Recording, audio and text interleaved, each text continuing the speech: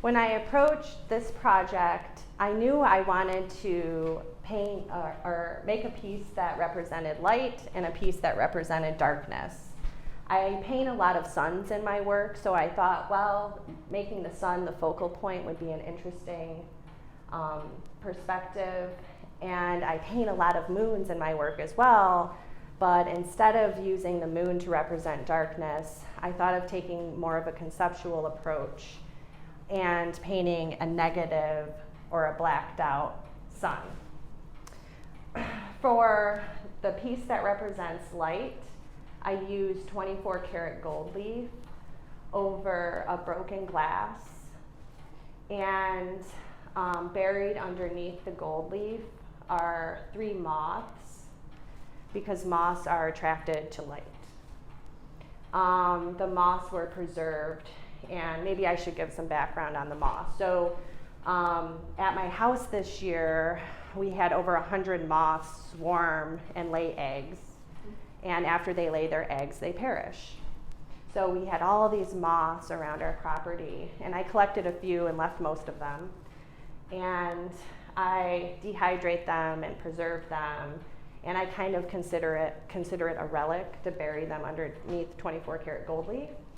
And since moths are attracted to light, I thought that would help with the representation of light in this piece. Gilding is a process where you coat with an adhesive and brush a thin layer of gold over the object that you're gilding. And then underneath the gold is also a broken glass to mimic the star or the fire bursts of the sun. I use an absorbent ground that acts similarly to paper, and I paint with handmade watercolors that I make out of crushed antique jewelry, crushed glass, different pigments, and the absorbent ground absorbs it and acts a lot like paper. So you have this bleed here that mimics the sun. In the black piece, buried underneath the handmade black paint is a cicada, and cicadas live most of their life underneath ground in darkness, so I thought that represented darkness, as well as the broken glass from this piece that mimics the shape of the starbursts. And then it's treated in a similar manner as this. I've collected over 1,000 pigments over the last 17 years of my life. So each of my handmade paints comprise of many different pigments. And so that's how they were made. The equinox is when the sun crosses the plane of the Earth's equator, making night and day approximately equal length all over the world. It is something we experience universally, which makes it an interesting subject for an artist to contemplate. I create artworks that explore themes of natural history, historical occurrence, memory, and cycles. On an aesthetic level, I am interested in complexity of texture and detail and simplicity of design.